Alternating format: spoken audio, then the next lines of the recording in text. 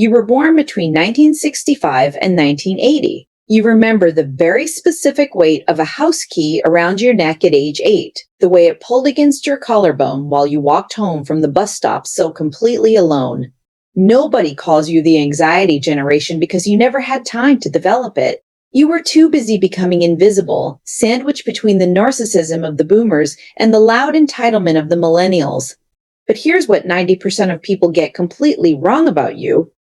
Those 10 things you remember aren't just nostalgia.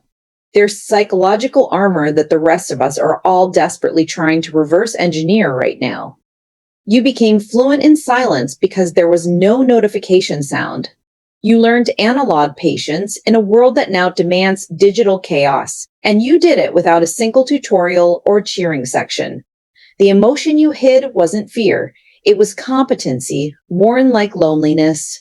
While everyone else now posts their trauma for validation and likes, you metabolized yours in the quiet of empty living rooms, turning pain into self-reliance without an audience or applause. You are the bridge generation, expected to understand both worlds, but belonging to neither completely. The gap between who you are forced to become and who you are still aches somewhere deep inside, doesn't it? In 1984, University of Maryland researchers studied what they called Latchkey syndrome, a phenomenon affecting nearly 7 million American children who let themselves into empty homes daily after school. By the age of 12, these kids had accumulated over 10,000 hours of autonomous problem solving, compared to just 2,000 hours for supervised peers. Remember the specific click of the deadbolt turning when you let yourself in? That sound was your brain wiring itself for noradrenaline management, calming yourself without external soothing while you made that forbidden mac and cheese on the stove alone. Psychologists call this ambiguity tolerance, which is simply your capacity to sit with uncertainty without panicking or calling for help immediately. Your prefrontal cortex developed in the absence of constant surveillance, creating what we now call cognitive privacy, the space between stimulus and response where your actual thinking happens. This wasn't parental neglect at all. It was deliberate practice in genuine emotional self-regulation and independent thought that shaped your entire mind and life. You're not mourning the technology itself. You're mourning the death of deep psychological privacy. It's not that the rotary phone was better. It's that you had to wait mere 3 seconds for the dial to return. And in that gap, you learned valuable impulse control and mental endurance.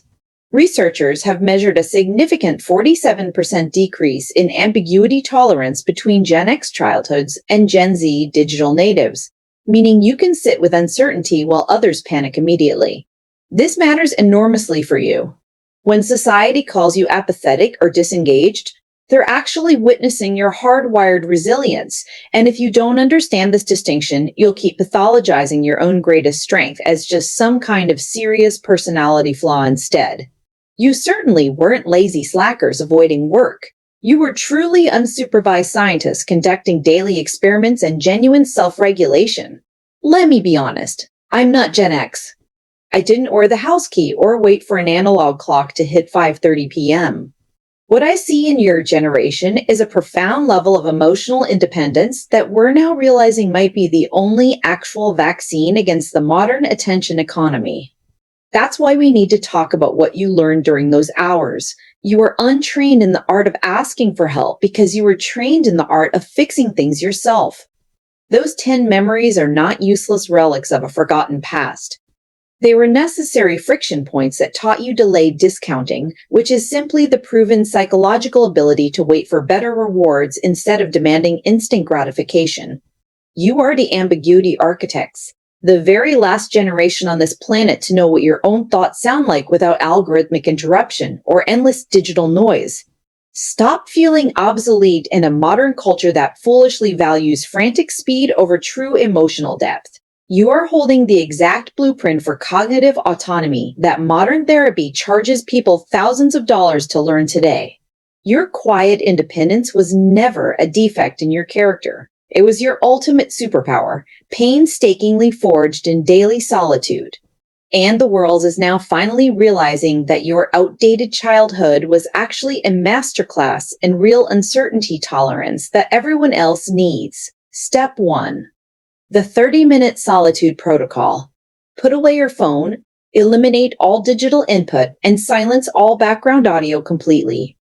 Most people skip this, but it's the one action that actually works because it rebuilds your prefrontal cortex. Do this daily at exactly 5:00 p.m. sharp. Step 2. The rotary rule. Maintain continuous direct eye contact during actual in-person conversations for the full 3 solid minutes without once glancing down at a ringing screen. Step 3. The map method. Turn off your phone's navigation system while driving and feel the genuine 300% increase in spatial awareness and personal directional confidence that happens when you stop outsourcing your valuable cognitive load to satellites. Step 4. The latchkey boundary. Create a strict 2-hour block in your week where you are completely unreachable to everyone around you, give zero explanations to anyone, make no apologies, and aggressively protect your mental peace. Step 5. The mixtape mindset. Spend 10 full uninterrupted minutes listening or focusing deeply on a single meaningful project instead of spending 30 careless seconds swiping past. Most people skip this, but it's the one that actually works. These aren't mere nostalgia exercises for comfort. They're practical neuroplasticity drills to systematically reclaim the profound self-efficacy you were originally born with, and they work remarkably fast if you commit today and take that vital first step. You are not stuck in the past whatsoever. You are simply untrained in the language of victimhood or helpless complaint because you were raised entirely in the grammar of personal agency. Your childhood was not missing something vital. It possessed something so rare that we are now frantically injecting it into Silicon Valley wellness retreats at $500 an hour. You were built for uncertainty. That silent gap between who you were forced to become and who you are now becoming is not a flaw. It's your update loading. Before you go, I put something together for you, a simple guide to help you reclaim your cognitive privacy in a world that constantly competes for your attention and tries to monetize every spare moment of your focus. If that sounds useful, check the pinned comment below, and here's your challenge. Pick just one of these steps. Not all of them, just one. Do tomorrow and then come back and tell me exactly what changed. If this video spoke to you, subscribe to Inner Thought 26 for more insights like this. You already know how to survive. Now it's time to remember that you also know how to thrive. The gap between the generation they ignored and the wisdom they now need isn't measured in years. It's measured by one more attempt, one more decision, one more moment of trusting yourself.